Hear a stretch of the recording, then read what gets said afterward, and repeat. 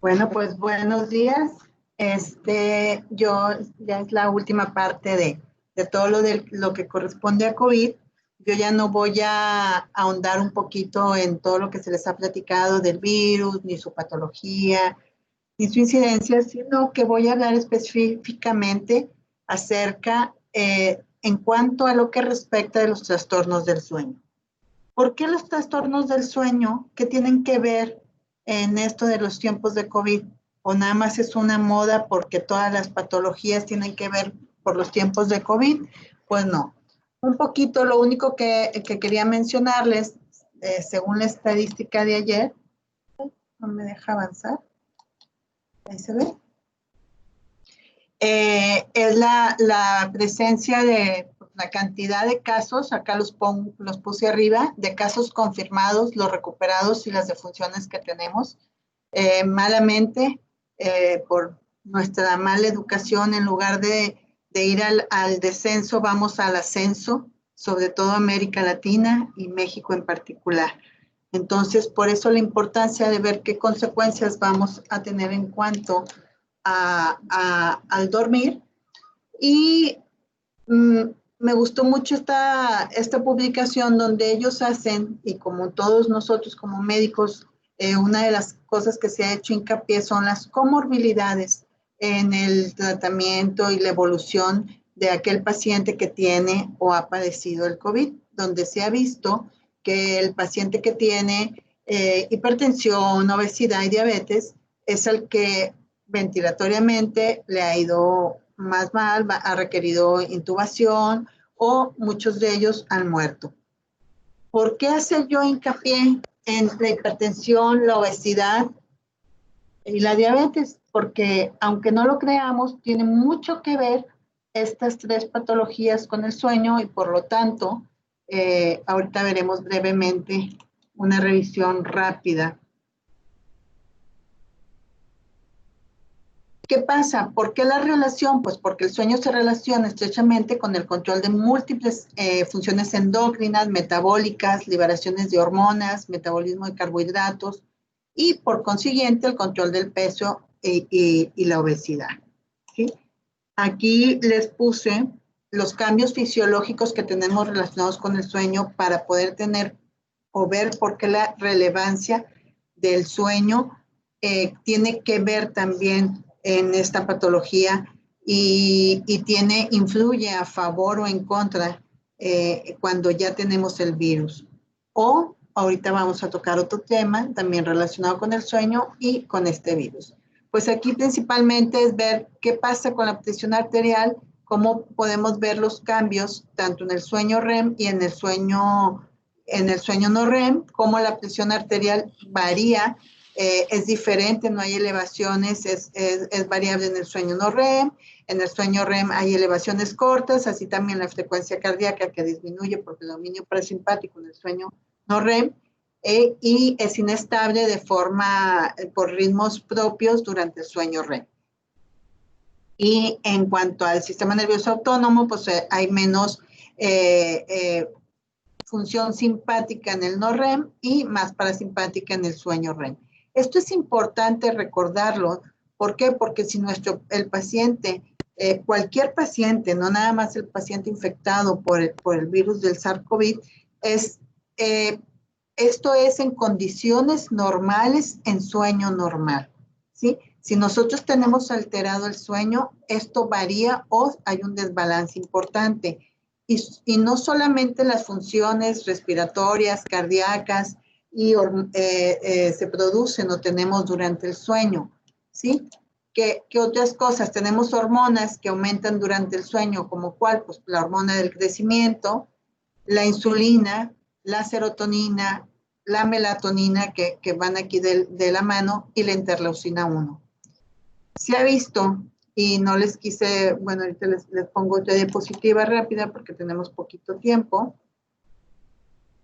También hay hormonas que se disminuyen durante el sueño, o sea, si nosotros dormimos o no dormimos, podemos producir o evitar que se disminuyan ciertas hormonas.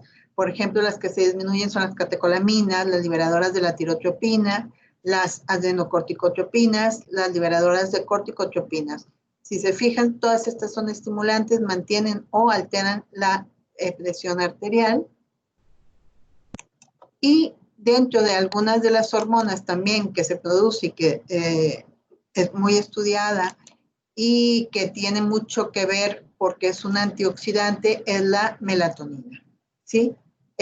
Tiene una producción rítmica, tiene una participación importante en el factor inmunológico y en la acción antioxidante. Sin retardo de envejecimiento, sincronización de sueño-vigilia y es neuroprotector. Pero aquí en lo que participa principalmente o en lo que puede estar ayudándonos o empeorándonos cuando nos infectamos es en nuestro sistema inmunológico y nuestro factor antioxidante. Y también se ha visto en relación a la melatonina dentro de la cascada de la reacción inflamatoria, la proinflamación, si nosotros dormimos menos o liberamos menos cantidad de melatonina, tenemos más factores inflamatorios durante el sueño.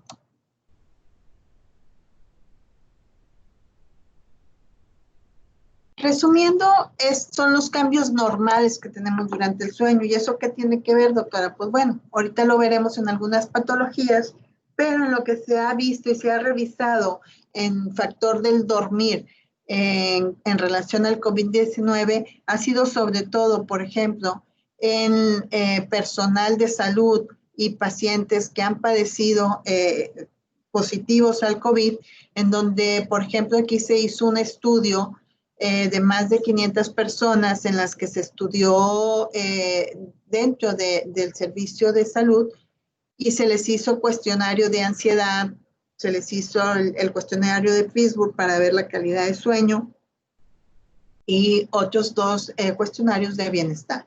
Y se encontró que dentro de la población médica había, a partir del COVID, hubo mayor grado de ansiedad y esto a su vez aumentó la cantidad de insomnio y fue más frecuente en el sexo femenino que en el sexo masculino. Y no solamente eso, también alteración en la calidad y cantidad de sueño. Todo esto durante el día les provocaba o les hacía ver aparentemente sensación de cansancio. Entonces, es bien importante poder definir si lo que tiene el paciente es sueño durante el día o está fatigado. Aquí la diferencia entre fatiga, ¿sí? La somnolencia es la sensación de cansancio físico, mental, la tendencia a quedarse dormidos y hay hallazgos objetivos de somnolencia. En cambio, en la fatiga, lo único positivo es la sensación de cansancio físico y mental sin cambios en la tendencia a dormirse.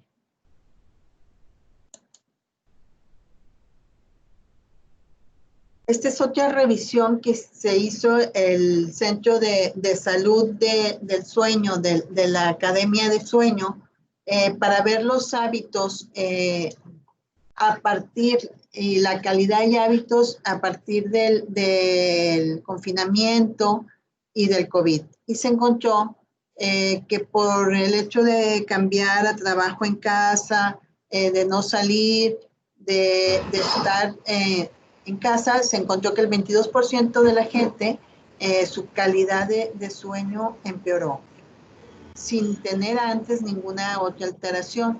También confirmaron que mucha de esta gente, o sea, a partir de que también la calidad se empeoró, se afectó las áreas donde trabajaban. ¿Por qué? Porque muchos de ellos hacían su trabajo dentro de la cama, acostados en la cama, trabajaban.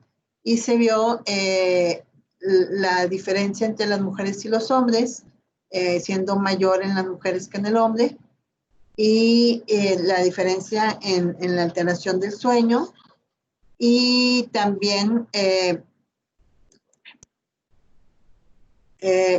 a partir de esto se vio y se sugirió, que ahorita les daré el último, los hábitos de higiene del sueño, porque se hizo una encuesta valorando cuánta población sin antes tener alteración del sueño había empezado a tener y el tiempo de exposición a la luz, donde a muchos, que es lo que está pasando, de la gente que todavía se mantiene en casa, que se expone poco a la luz solar y que lo que está causando, porque esto ya, sobre todo la gente que tiene más de un mes de confinamiento y que no se expone en las mañanas a la luz del sol, tiene a cambiar su ciclo del sueño con un trastorno de fase del sueño, prolongando más su inicio al dormir y confundiéndose con una insomnio inicial.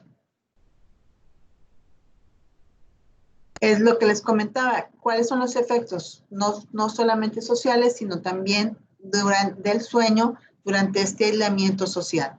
En este también se hizo otra encuesta donde se vio que no solamente se prolongó la latencia de inicio de sueño, en algunos de ellos considerándose como insomnio, y en otros, en un gran porcentaje de la población, no solamente joven o pediátrica, sino en los adultos, se vio también sueños vividos, parasomnias, sonambulismo, terrores nocturnos, cosa que algunos de ellos, un gran porcentaje de ellos no lo presentaba, y que a partir del aislamiento social, de los cambios de hábito y de las noticias, porque en un rubro que se les preguntaba, y se consideró que aquellos que veían más noticias tenían alguna relación indirecta con la cantidad de los tipos de sueños.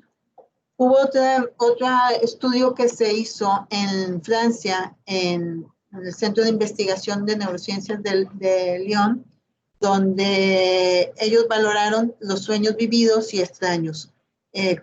Como les comentaba, en toda la población, aquí no solamente se investigó a la población confinada en la casa, sino también al personal de salud que sí salía y que estaba en estrecha relación con el paciente que tenía COVID, y se vio un 35% que estos pacientes, estas personas tenían recuerdos de sus sueños, y el 15% de ellos eran sueños negativos. La mayoría de ellos tenían sueños vividos, tenían sueños de que los perseguía alguien, no eran parálisis del sueño, eran pesadillas en la gran mayoría de ellos, y un porcentaje mínimo llegó a tener también sonambulismo. Otras causas probables, pues la principal a la que se asocia independientemente la edad fue al estrés, haciendo esto que los sueños fueran más vividos, ¿sí? Inclusive con situaciones y cosas que estaban viendo o escuchando, y otra cosa que se vio, que aparte de ser sueños muy vividos los que tuvieron esta población, que se consideró niños y adultos, eran sueños a menudo repetitivos, tediosos, ¿sí? Y que al día siguiente les causaban cierta sensación de fatiga, cansancio, enojo. Se hizo otra entrevista, el JAMA, donde se entrevistó, pero esta sí fue dedicada al personal de salud solamente, donde se les pregunta cómo duermen, qué usan para dormir, qué ocupan. Y, por ejemplo, este doctor refería que pues, para que él poder tener una buena noche, irónicamente, esto era trabajando, y sin trabajar era pues consumir café, comer o hacer un poco de ejercicio para poder conciliar el sueño. Se hizo una encuesta, el JAMA también, aquí nada más les puse uno de los doctores, pero en esta entrevista se hizo entrevista a los doctores y a personal de salud que estaba en el área de cuidados intensivos de pacientes con COVID, y en la gran mayoría de ellos tenían, como lo mencioné, sueños muy vividos, ansiedad, se les hizo encuestas y salieron con grado alto de ansiedad, pero lo que ellos reportaban sobre todo era tener sueños demasiado vividos, que inclusive en ocasiones muchos de ellos ni siquiera querían ir a dormir porque referían que se levantaban más cansados, como si hubieran estado trabajando toda la noche en lugar de estar durmiendo. También se hizo una encuesta de los problemas de sueño, ¿sí?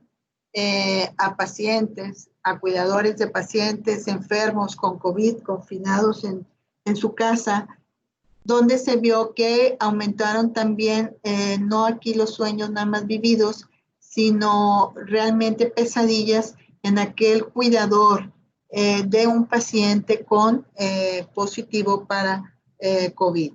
Durante el tiempo de estancia del paciente de COVID,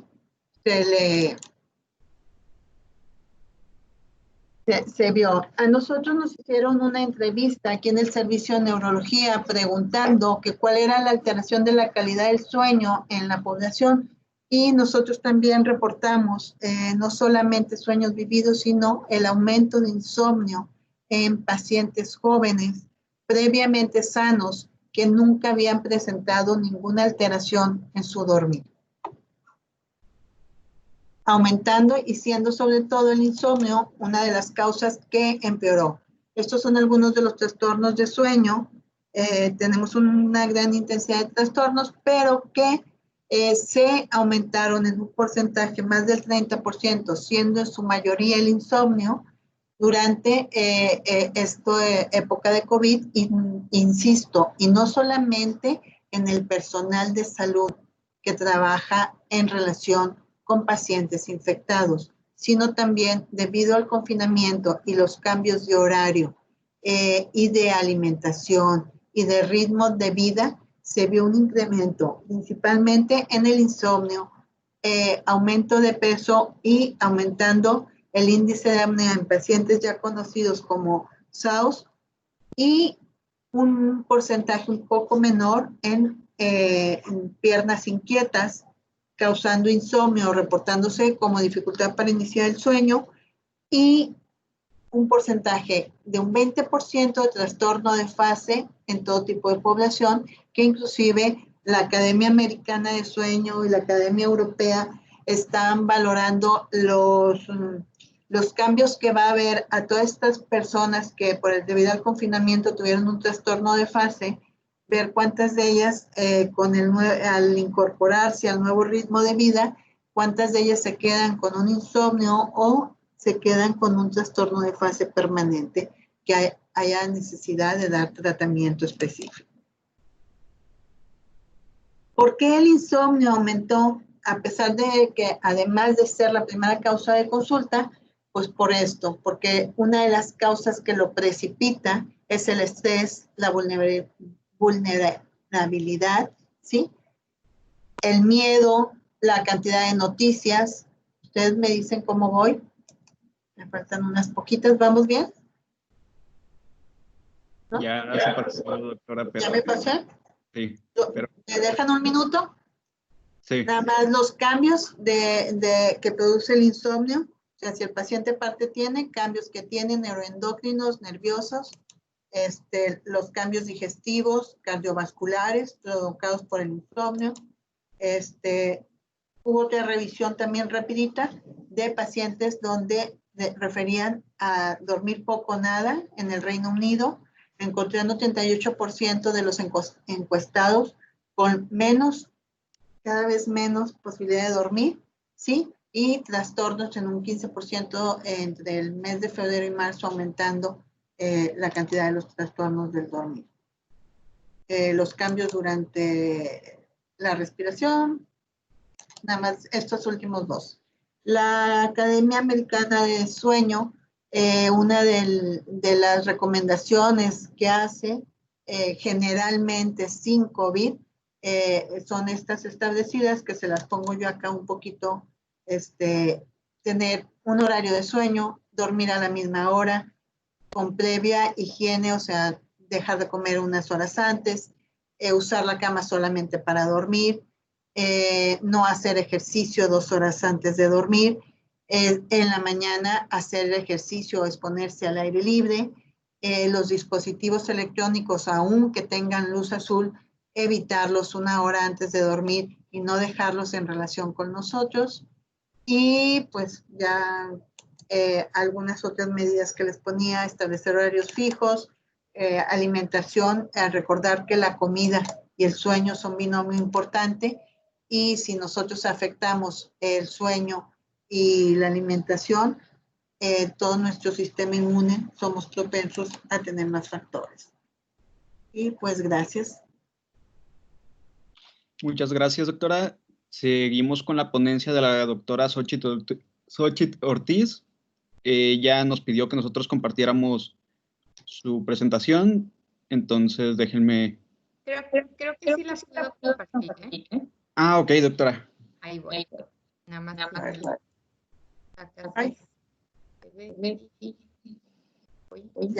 Ya la quité. Gracias.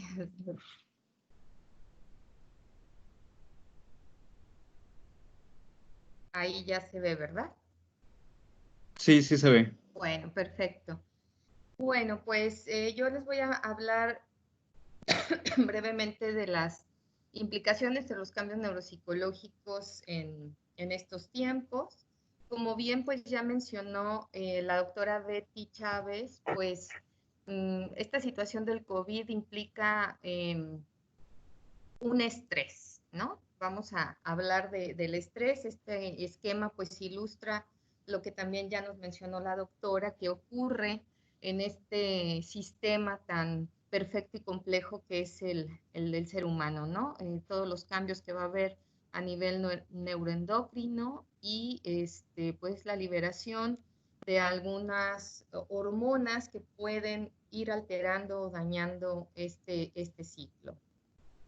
El estrés, pues, implica, lo describió Hans Selye, y implica una serie de fases o de etapas, ¿no? La primera fase, cuando se nos presenta una situación como es esta de la pandemia, ante la posibilidad de ser contagiado o de padecerlo, pues se va a activar el sistema de alarma, ¿no? Que es, pues, nuestro cuerpo, nuestro organismo detecta a este virus, obviamente, como un estresor, ¿no? Ya sea que se tenga o no, o el simple hecho de pensar que se pueda tener, ¿no? Y bueno, se echa a andar todo este mecanismo, ¿no? Fisiológico, pues para poder combatirlo.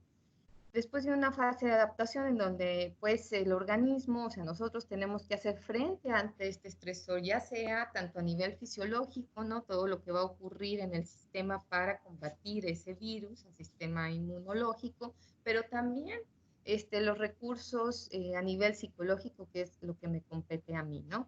Y finalmente la fase de desgaste, que es esta parte de que puede también ocurrir, que el organismo pues perciba que no hay los requerimientos necesarios para hacer frente ante este estrés. Entonces, ¿cuáles son las reacciones psicológicas que pueden ocurrir durante esta pandemia? Pues yo las dividí en emocionales y cognitivas, ¿verdad? Y también las sociales. Desde el punto de vista emocional, pues nosotros podemos tener o vamos a tener reacciones que van a ir en este rango, desde el miedo, pasando por la indiferencia o el fatalismo. Los cambios emocionales pues se deben a las amenazas de daño, a la pérdida y al cambio que implica ajustar nuestra vida a esta nueva situación.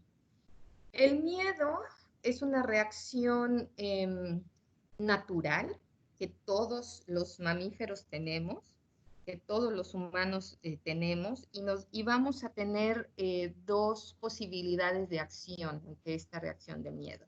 O bien nos va a motivar a conductas de cuidado, a seguir todas las normas y todas las recomendaciones que nos hacen el sector salud, o bien pues nos vamos a ir al otro extremo, que es la ansiedad, sobre todo si ya hay algunos indicadores de ansiedad, si la persona padece ya este diagnóstico o tiene algunos síntomas, ¿no? De ansiedad. Entonces se puede presentar. También otra reacción, ¿no? que se ha visto o que suele ocurrir es la indiferencia, ¿no? Es la negación de los riesgos, el de no pasa nada, no es cierto, es un invento, a mí no me va a suceder. Entonces, pues esto hace que las personas no tengan o no hagan un seguimiento de las medidas de higiene ni de distanciamiento social. O sea, son las personas que van sin cubrebocas, son las personas que no utilizan el gel antibacterial y que no mantienen el distanciamiento social, ¿no? Es una reacción psicológica también natural y que está ocurriendo, ¿no? Y también el otro extremo de este rango, que es el fatalismo, ¿no? El fatalismo es, pues, haga lo que haga, no me voy a salvar, esto va a empeorar, todo lo que va a ocurrir está lejos de mi control, ¿no? Y de hecho, pues esto también ocurre en personas que han tenido a un familiar o que han tenido pérdida por el COVID, ¿no? Es una reacción también psicológica esperada en algunas personas, el fatalismo. Y esto también puede generar a mediano y largo plazo el estrés postraumático, es decir, que las personas queden con síntomas a nivel fisiológico, cognitivo y psicológico debido a la experiencia negativa que han tenido o tuvieron con este bicho. Y finalmente, pues están otras personas que tienen otras características psicológicas y que tiene que ver con la resiliencia, es decir, esta capacidad de afrontar activamente, ¿verdad? Y de, digamos, darle como la vuelta a esta situación, hacer un afrontamiento activo de cuidados y de sacar lo mejor de esta situación. Es decir, se puede también ver como una nueva oportunidad de mejorar hábitos, una oportunidad de mejorar y sanar la convivencia familiar, una nueva forma de aprender a comunicarnos con los demás, una nueva forma de ser y de convivir, ¿no? Entonces a eso se le llama resiliencia, esta capacidad para afrontar activamente y sacar lo mejor de una situación que pareciera o pudiera ser negativa. En cuanto a los cambios o a las reacciones en el pensamiento, pues existe también esta gama, ¿no? de opciones, desde las conductas supersticiosas, ¿no? Recurrir, por ejemplo, a curanderos, a los antivacunas, ¿no? La compra de medicinas no comprobadas, que eso es lo que hemos estado viendo pues a lo largo de la pandemia. Recurrir a otro tipo de remedios, ¿no? Sin consultar, ¿no? Esto es sin consultar al médico, simplemente, bueno, pues porque estamos escuchando las noticias o porque el vecino dijo que se tomó, pues no sé, la agüita de no sé qué pozo y entonces pues con eso no le va a dar, ¿no? Entonces los pensamientos pueden incluir esta amplia gama de conductas. Otra característica que se ha visto pues es la personalidad, o lo que se ha estudiado más bien es la personalidad primórbida, ¿no? De las personas y que pueden exacerbar pues algunas conductas. Y la personalidad primórbida como el neuroticismo, una personalidad ansiógena o depresiva, pues se pueden exacerbar estos síntomas y también pues llevar a distorsionar aún más, ¿no? La situación o la realidad y presentar sesgos cognitivos. Esto pues va a impactar también en la parte cognitiva, o sea, no nada más la emocional, sino más bien, es decir, que pues lo mismo, esto es un binomio, como ya decía la doctora Betty, ¿no? Entre la alimentación y el sueño. Bueno, aquí también entre las emociones y la cognición, esto es un binomio. O sea, las emociones subyacen también a los procesos cognitivos. Entonces, si nosotros emocionalmente no estamos bien, estamos ansiosos, pues esto va a hiperactivar mi atención selectiva, ¿no? O sea, me voy a poner más hipervigilante, voy a estar más pendiente de cualquier cambio corporal, ¿no? Por ahí incluso, pues hasta se hacen bromas, ¿no? Con los memes y esto de que, ay, amaneces y estás, amaneces con tosecita y dices, sí, ¿no? Es el coronavirus, o sea, estás más pendiente de todas esas sensaciones corporales, de todos esos cambios. Si apenas te punza tantito aquí en la sien, dices, ya, el dolor de cabeza, síntoma. Entonces, estás hipervigilante de todos esos cambios, de todas esas sensaciones corporales y evidentemente, pues, tu atención está centrada en esos cambios, en esas sensaciones, vas a presentar dificultades en la concentración. Esto se ha reportado en todos los niveles, desde los estudiantes hasta los trabajadores que están en home office. Hay dificultades para concentrarse.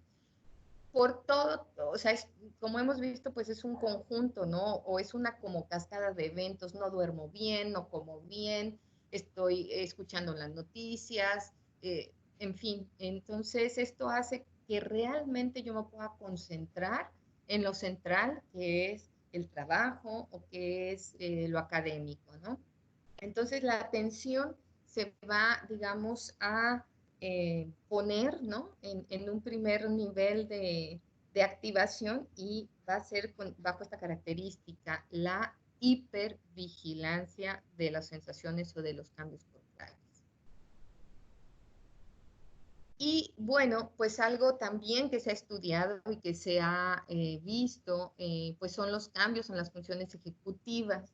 Las funciones ejecutivas son estas capacidades mentales esenciales para llevar a cabo una conducta eficaz, creativa y aceptada socialmente, pero también tiene componentes emocionales y motivacionales que van a permitir llevar a cabo un comportamiento propositivo con el objetivo de llevar a cabo una meta, un fin o resolver un problema. Es decir, las funciones ejecutivas son pues esta capacidad para autorregularnos, tomando en cuenta los aspectos emocionales. Las funciones ejecutivas también incluyen la toma de decisiones, el control inhibitorio y la flexibilidad cognitiva. Y esto es algo que se ha visto que se está pues alterando, ¿no? O cambiando en esta pandemia. ¿Por qué la flexibilidad cognitiva? Es esa capacidad para ajustar mi comportamiento ante una demanda del medio ambiente. En este caso, de un día para otro, prácticamente nos dijeron, no salimos, te quedas en tu casa y pues a ver cómo le haces, ¿no? Y te ajustas. Bueno, pues hay quienes más o menos tenemos buena flexibilidad cognitiva y hay quienes nos cuesta trabajo hacer estos cambios, estos ajustes. Entonces, la flexibilidad cognitiva implica cambios en los hábitos, tanto sociales como culturales, pero también familiares, ¿cierto? Ahora pasamos más tiempo en casa, estamos conviviendo y ahora nos están dictaminando la forma en cómo debemos de comunicarnos. Entonces, quien no es flexible, le está costando, le ha costado trabajo hacer estos cambios. La forma de relacionarnos, bueno, pues ahora mismo, ¿no? Estamos haciéndolo a través de una pantalla, sin ver la carita, sin tener esta retroalimentación emocional de cómo están escuchando, ¿no? Estas charlas. O sea, me estoy perdiendo de información del lenguaje no verbal que es esencial en la comunicación del ser humano. Entonces, pues la flexibilidad cognitiva es uno de los componentes de las funciones ejecutivas que se está estudiando porque no todas las personas pueden hacer estos cambios, estos ajustes. Desde estudiantes, como ya les he mencionado, hasta, pues imaginémonos ahora alguna persona con discapacidad, algunos, los niños con autismo, ¿no? Que son muy rutinarios y pues es complejo, ¿no? Y la toma de decisiones también, que forma parte de las funciones ejecutivas. La toma de decisiones, pues hemos visto también, ¿no? Una gama de conductas en las personas, ¿no? Están pues las personas que pues a lo mejor al inicio, ¿no? De la pandemia pues tenían la sensación de control, ¿no? Es como, bueno, pues estoy siguiendo las recomendaciones, decido voluntariamente, soy consciente de cuántas veces al día me estoy lavando las manos, no olvido el gel antibacterial, pero esta sensación de control puede ya no estar presente en esta etapa, ¿no? Como que a lo largo del tiempo, después de 3 meses, pues ya sales y ya se te olvidó el cubrebocas, hay que regresarse, pues dices, bueno, pues ya da igual, el gel antibacterial, pues quién sabe dónde quedó, el Lysol, ¿no? Que llevabas para todos lados y rociabas a todo mundo, pues tampoco. Entonces, esta sensación de control pudo o está al inicio, pero puede perderse a lo largo del tiempo, pues esto es grave, ¿no? Y también la toma de decisiones pésimas o impulsivas, ¿no? Las compras de pánico, que son el típico ejemplo que hemos visto desde ir a comprar y acabarse el papel de baño, quién sabe para qué, hasta pues esto de terminar con medicinas que son básicas, que forman parte del cuadro, ¿no? De algunos pacientes. Y algo también desde el punto de vista psicológico muy importante que es la violencia, ¿no? O sea, hay personas que están, digamos, eligiendo, ¿no? Comportamientos violentos, ¿no? Ante una situación, pues, como es el estar encerrado, el no poder salir, el no poder realizar, pues, las actividades cotidianas, ¿no? Entonces, la violencia, pues, también es algo que está presente y que es algo, pues, que nos tiene muy preocupados desde el punto de vista psicológico. Bueno, pues, creo que cumplí con el tiempo, espero haber sido clara en este sentido, ¿verdad? De que, a ver, los cambios, nada más como para ir resumiendo, los cambios psicológicos o neuropsicológicos, pues durante este tiempo de la pandemia implican cambios en las emociones, con una tendencia a irse al polo negativo, donde se exacerban los síntomas de ansiedad, los síntomas de depresión, y bueno, pues esto nos está dejando pues mucho trabajo, ¿no? A los psicólogos ahora y pues también a largo plazo por todo lo que implica la salud mental. También implica estos cambios a nivel cognitivo, donde pues la atención está, digamos, sesgada, ¿no? Y focalizada a los síntomas, sensaciones o cambios corporales que pudieran denotar o hacerme sospechar que ya se me pegó el bicho y pues a una mala toma de decisiones como consecuencia de las noticias, ¿no? Y también pues los cambios no menos importantes que son a nivel familiar, intrafamiliar y a nivel social, como puede ser pues el detonarse conductas violentas. Muchas gracias. Muchas gracias, doctora. Bueno, continuamos con el doctor Oscar de la Garza, quien nos hablará de la neuroinfección en neonatos. Hola, ¿qué tal? Buenos días. Buenos días, doctor. Muchas gracias por la invitación a los chicos del grupo de estudiantes contra enfermedades neurológicas. Para hablar un poquito más acorde a la situación actual y lo que nos debe empezar a preocupar, también es en cuanto a la infección congénita de este nuevo virus de dificultad respiratoria aguda de coronavirus tipo 2. Hablando en forma general de las infecciones congénitas, tenemos que existe una falta de reconocimiento de estas enfermedades y, sin embargo, muchas de estas enfermedades pueden llegar a ser prevenibles o incluso pueden llegar a tener un tratamiento mejorando así el pronóstico de los pacientes que sufren de estas infecciones, tanto de la mujer embarazada como del producto de la mujer. Estas infecciones congénitas hemos visto que activan diferentes vías proinflamatorias donde me están liberando diferentes citocinas, interleucinas, otros biomarcadores que me van a fomentar una inflamación en el cuerpo, muchas de las veces principalmente hacia el sistema nervioso central. Entonces, por toda esta vía inflamatoria, tenemos que de los principales cosas que nos llegan a preocupar de estas infecciones es que van a llegar a causar abortos, van a llegar a causar partos prematuros o anormalidades dentro del cerebro, que principalmente en un cerebro que apenas se está desarrollando.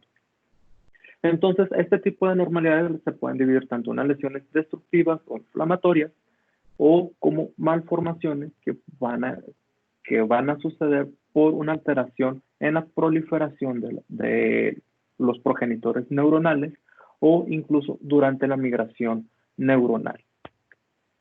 De estas infecciones, en 1971, por el doctor André Namias del CDC de Atlanta, se estableció el término TORCH, que es donde asoció infecciones por toxoplasma, rubiola, citomegalovirus y herpes simple como agentes causales que me llegan a provocar este tipo de alteración, bueno, infección en la mamá y que llegan a ser transmitidas hacia el bebé provocando toda una gama de alteraciones. Dentro del término TORCH se dejó la O para estar enumerando otros agentes que se van a ir descubriendo conforme los años. Y dicho y hecho, actualmente tenemos una larguísima lista de agentes que podemos clasificar dentro de otros agentes en el término de TORCH. Por lo tanto, actualmente el término TORCH ya no es un término preciso porque me estamos abarcando muchísimos agentes causales, muchísimas infecciones. ¿Por qué esto es importante? Porque de infecciones que me llegan a pasar, que llegan a suceder en la madre durante el primero o segundo trimestre, van a ser frecuentemente causas de abortos, causas de partos muy prematuros, de muertes fetales o de malformaciones al sistema nervioso. Como bien conocemos, en los primeros 2 meses, en los primeros 2 trimestres de embarazo, como estamos viendo aquí en la gráfica que tengo, suceden los principales sucesos de desarrollo del sistema nervioso central, tanto la formación de neuronas como su proliferación, migración, la formación del cuerpo calloso, cerebelo, de axones, etc. Entonces, todo esto sucede en los primeros 2 trimestres del embarazo, en los primeros 6 meses. Y infecciones maternas que suceden en el primer trimestre, o al menos del segundo trimestre, a finales del segundo trimestre y del tercer trimestre, además de que pueden provocar partos prematuros o incluso una infección muy severa que puede llegar a provocar muerte fetal, también los recién nacidos al nacer pueden llegar a tener infección activa, teniendo más riesgo de eventos adversos y empeorando el pronóstico a largo plazo que vamos a estar teniendo.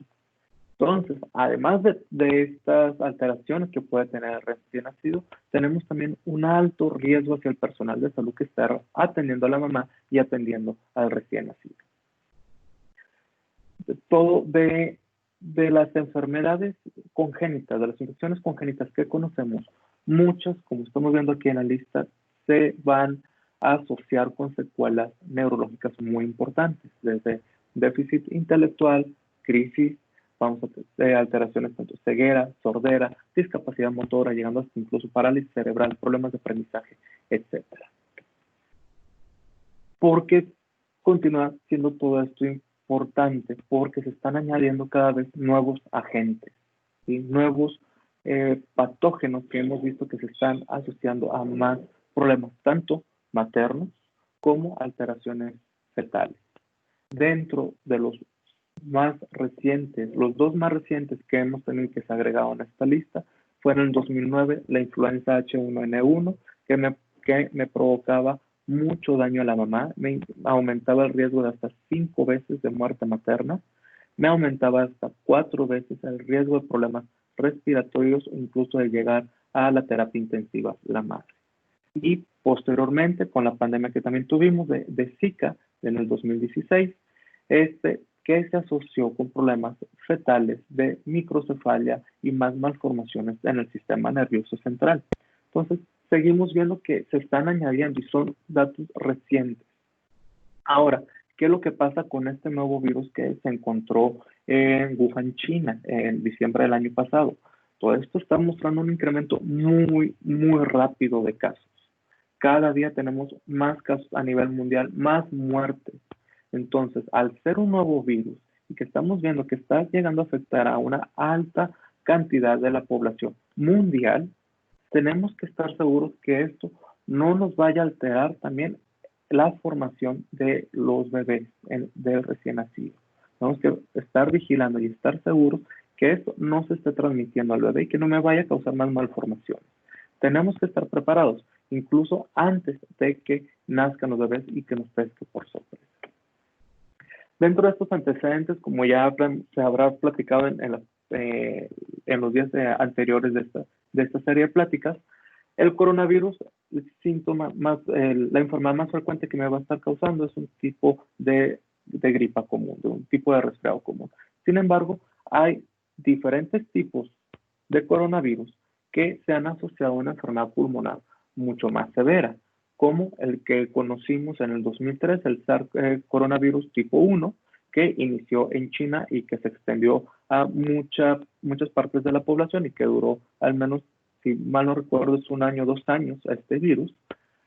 Y el virus de síndrome respiratorio del este, ¿sí? El MERS coronavirus, que se inició alrededor del 2012, fue alrededor de los países de Europa del Este, en los países árabes, que inició en Arabia Saudita.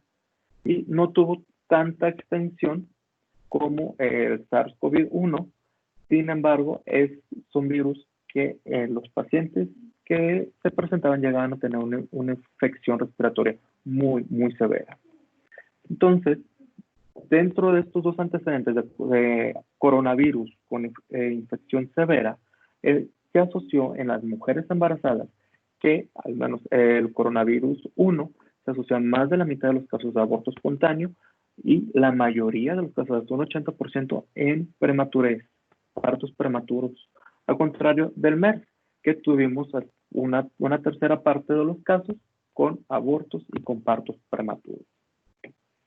Entre ellos dos se observó que teníamos mayor riesgo para que la mujer desarrollara preeclampsia. Se encontró que en el 11% de todos los casos hubo una restricción del crecimiento fetal y también en el 11% de muerte perinatal de estos niños, ya sea alrededor del nacimiento, antes o después de haber nacido, todo a causa de esto.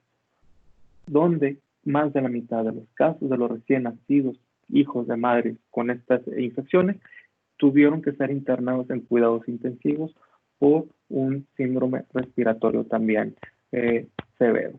Sin embargo, nunca se encontró evidencia para sostener que existía una transmisión in útero de estos virus hacia el feto. Entonces, aquí es donde entramos también, buscando que el SARS-CoV-2, teniendo un virus que se está desarrollando, que está transmitiéndose de forma muy acelerada, tenemos también que estar preparados y estar seguros que no exista la transmisión. Entonces, se hace la definición por el doctor Prakash Shah, que es de Toronto, Canadá, publica un artículo donde propone los diferentes tipos de definiciones para caso confirmado, caso probable, etcétera, o sin riesgo de SARS-CoV-2 en pacientes con madres embarazadas y de riesgo para pasárselo a sus hijos. Entonces, casos confirmados, que me voy a enfocar ahorita solamente con los casos confirmados, en aquel paciente que tiene una muerte fetal o el embarazo termina en un óbito, se va a definir como un caso confirmado aquel donde la PCR salga positiva en el estudio del tejido fetal o en el tejido placentario. Cuando el recién nacido nace y vive, y ya sea que presenta o no síntomas, la definición del caso va a ser por una PCR positiva en sangre de cordón umbilical o en sangre del recién nacido en las primeras 12 horas de vida o en el líquido amniótico que se haya extraído antes de la ruptura de membranas, antes de contaminarse, ¿okay? Con el medio extraño. Y una infección intraparto va a ser aquel bebé que después de las estrategias primarias de resucitación del recién nacido, el secado, entrega de calor y todo, se hace un raspado nasofaringio y otro raspado a las 24 y 48 horas de vida y que este salga positivo. Entonces, esto es lo que vamos a denominar como una infección intraparto. Ya una infección postparto, postnatal, va a ser aquella infección positiva por PCR a partir de las 48 horas de vida. Entonces, me tomé la libertad de buscar en la literatura todos los artículos que hablaran de mujeres embarazadas con esta infección.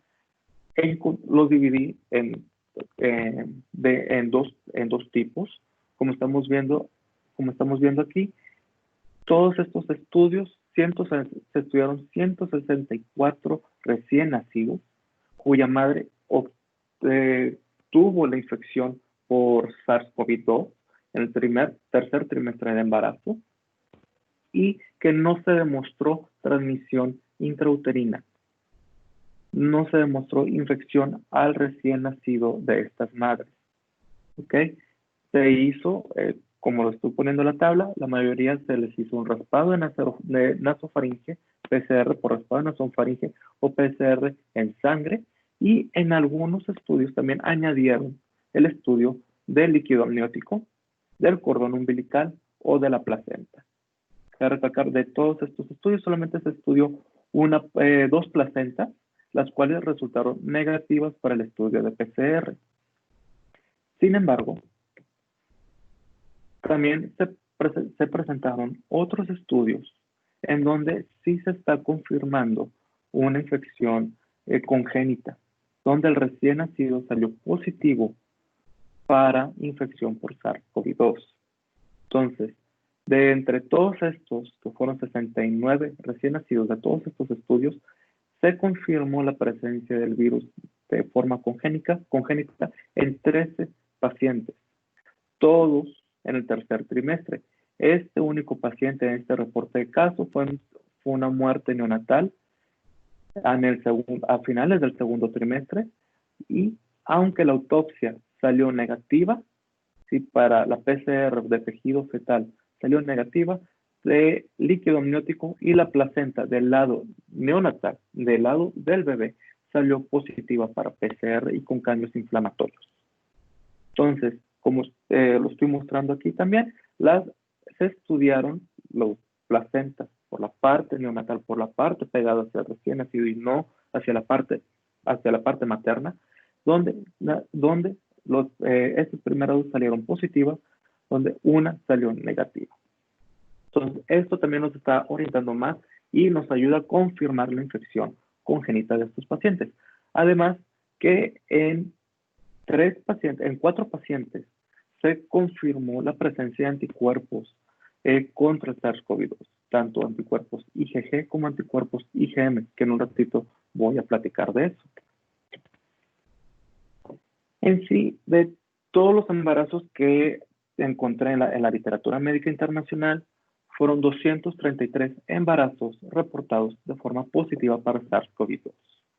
De estos 233 embarazos, 13 pacientes fueron confirmados con transmisión intrauterina con infección congénita, dándonos una incidencia, aunque muy baja, del 5.5%, pero teniéndolo positivo. Y esto solamente en los pacientes reportados, que todos son en el tercer trimestre. ¿Ok? Lo que se halló en promedio con todas estas mujeres embarazadas, encontramos que el embarazo no me va a afectar la forma en que se va a manifestar la enfermedad. Va a ser los mismos síntomas clínicos que una mujer no embarazada.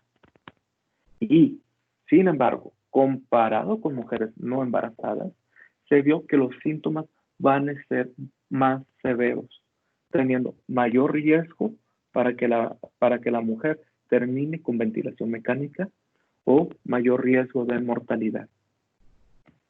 En cuanto al lado del recién nacido, los nacimientos fueron sin complicaciones durante ese momento.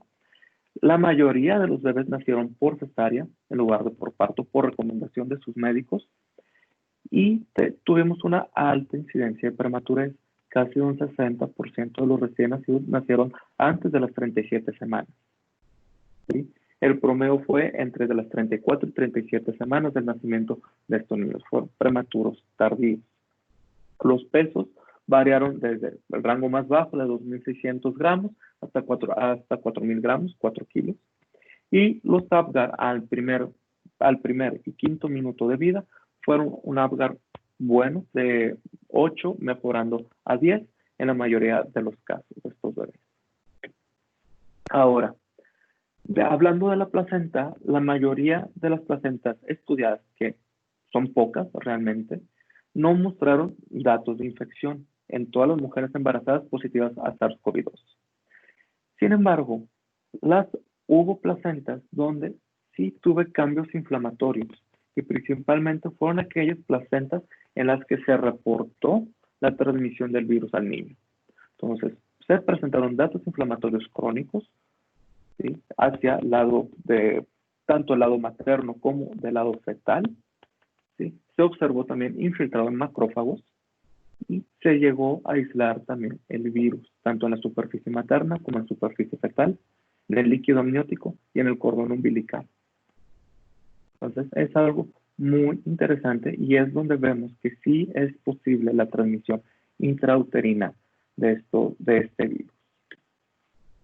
Parte de los anticuerpos neonatales no se utilizan dentro de la definición de confirmación de casos de los anticuerpos neonatales que es un poco complicado y falsos negativos que nos puede llegar a dar. Sin embargo, tanto con el estudio de anticuerpos neonatales como de la presencia de PCR positiva para este virus, nos puede orientar y nos puede dar una alta confirmación de la presencia del virus en el recién nacido. Entonces, de los 4 pacientes donde se les realizó las IgG, la IgG e IgM, 3 de ellos salieron positivos de estas inmunoglobulinas.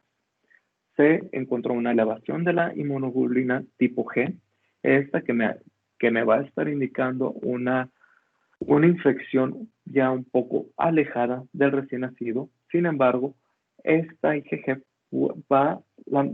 la interpretamos como una IgG que transmite la madre hacia el bebé a través de la placenta. Pero, a la vez, en estos 3 pacientes, salió la IgM positiva. Entonces, la IgM, la inmunoglobulina M, es una franca evidencia de infección congénita. ¿Por qué? Porque la estructura de la IgM, como estamos viendo aquí en la imagen, es una estructura muy grande que no llega a pasar placenta. Entonces, podemos asumir que la presencia de IgM en el recién nacido va a ser por producción fetal. Y esto va a ser por una infección vertical de forma in utero. Esto, dentro de los 2 estudios donde se reportan estos recién nacidos con la IgM positiva, se encontró una sensibilidad de esta prueba de hasta un 80% y una especificidad del 99%. Entonces, esto más adelante nos va a estar también apoyando para mejorar la definición de casos confirmados y casos probables. Sin embargo, ahorita al menos 3 pacientes lo llegamos a tener presente, confirmando de forma más fuerte la infección congénita.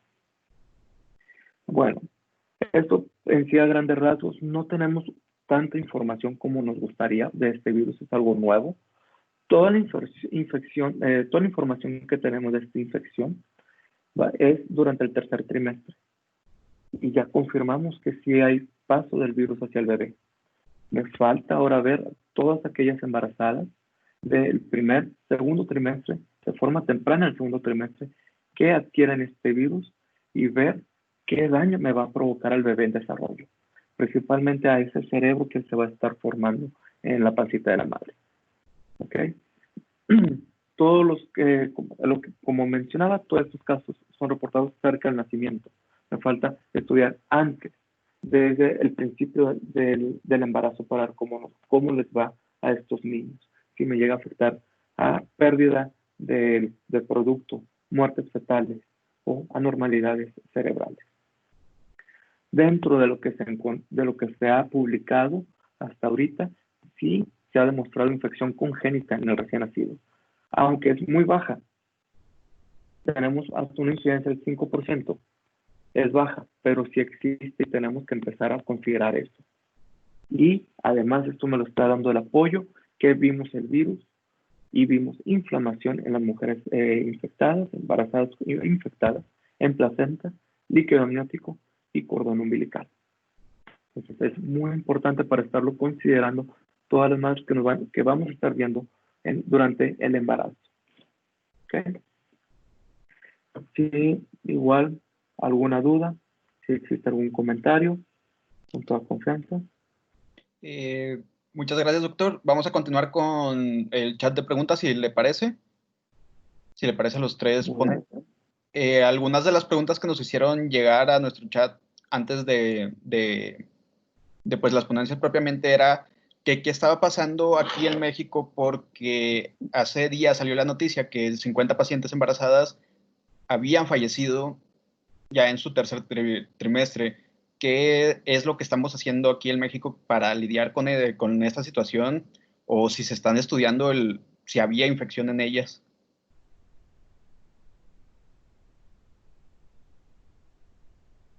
Muy bien. En cuanto al caso de las 50 mujeres embarazadas, personalmente yo no lo había escuchado hasta ahorita que me lo mencionan para investigarlo.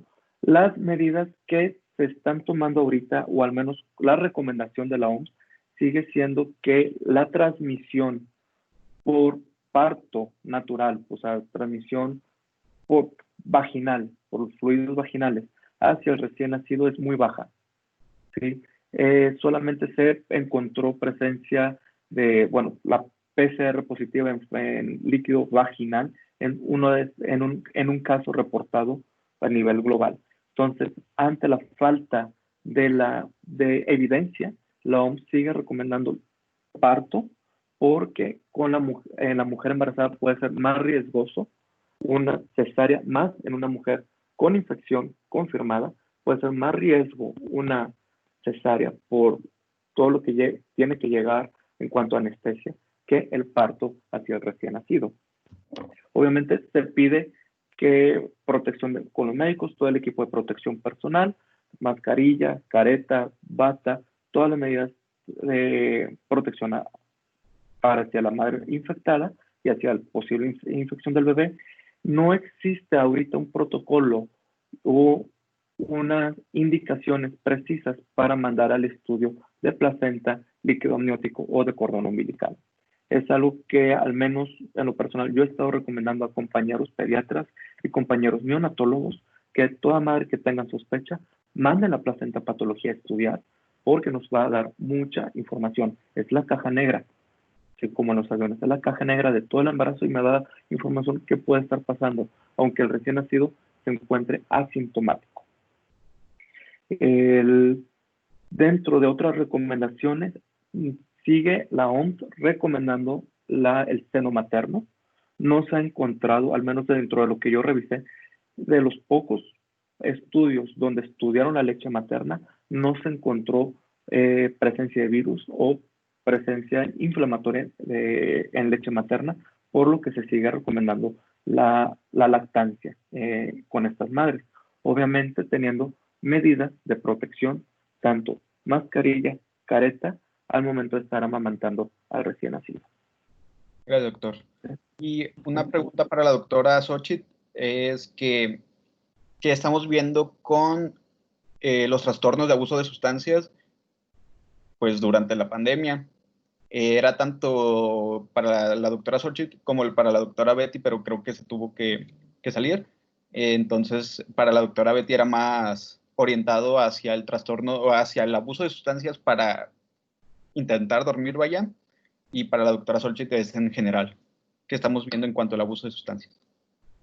Sí, pues un aumento también, se ha visto un incremento en el uso de sustancias, sobre todo, por ejemplo, marihuana, cocaína. Me ha tocado, pues, algunos pacientes que han aumentado su uso y también del cigarrillo, ¿verdad? Si antes se fumaba 10, pues ahora se fuman 25, ¿no? Sí, hay una tendencia al aumento de sustancias adictivas, así como también el automedicarse, el empezar a consumir pues, medicamentos para tratar de tranquilizarse o de tener el mismo efecto, ¿no? Para poder dormir también he tenido pacientes que me dicen es que ya un tafil no me hace, ¿no? Me tengo que tomar más. Así es, un aumento en general. Gracias, doctor. Adriana Montemayor pregunta que cómo se da la posibilidad de que el recién nacido sea negativo para las pruebas de COVID, pero en el líquido amniótico y la placenta sea positivo. Que cómo existe esa posibilidad.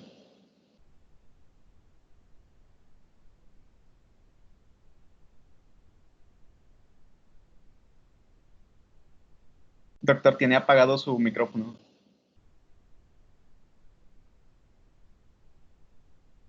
Perdón, gracias. Al menos con este caso no dejan claro que el tipo de estudio que realizaron en la autopsia fetal. Mencionan que solamente fue una PCR, pero no mencionan de qué tejido o de qué parte del cuerpo donde tomaron la muestra para esto, si fue incluso de sangre.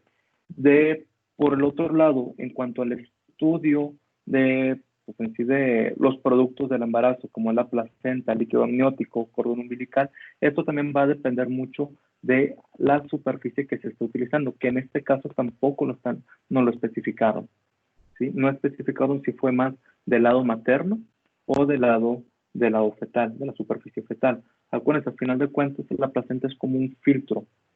No cualquier sustancia va a estar pasando la superficie materna para llegar hacia el recién nacido.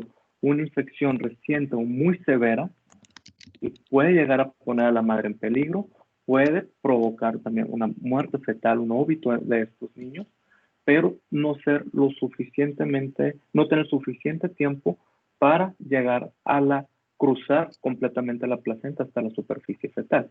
Aquí la complicación con este niño, lo que sospechan fue que por el mal estado, o sea, por la situación crítica de la madre, ellos están otorgando la causa de la muerte del recién nacido, del feto a esto.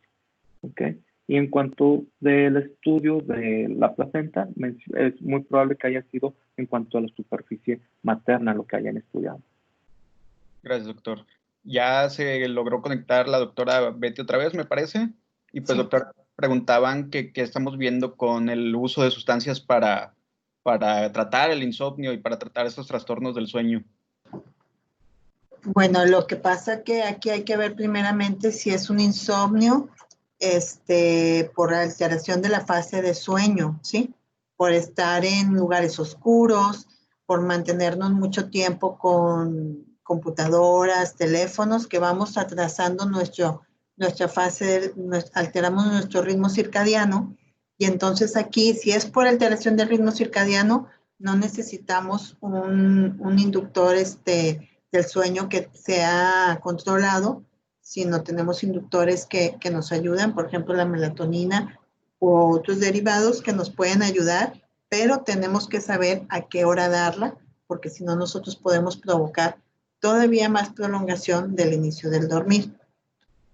Si la persona tiene un insomnio severo, si se prolongó, hay que, aparte de los hábitos de higiene del dormir, hay que dar medicación. Y hay que ver que no tenga comorbilidades para decidir qué inductor del sueño damos. Muchas gracias. ¿Qué edad tiene? Gracias, doctora. Bueno, como ya nos pasamos bastantito del tiempo que era el límite, yo creo que aquí lo vamos a dejar. Muchísimas gracias a nuestros ponentes que siempre están muy dispuestos a ayudarnos con este tipo de eventos. Y pues muchas gracias a todos los que nos estuvieron siguiendo estas 3 semanas. Al contrario, Patricio, muchas gracias a ustedes por esta iniciativa de empujarnos a nosotros y esperemos que todos los que están ahí estén también, o dudas que les hayan quedado de todas las pláticas, que las pueden hacer llegar, no sé, a través de ti y hacérnoslas llegar a cada uno de los doctores. Muchas gracias. A ustedes. Luego. Hasta luego.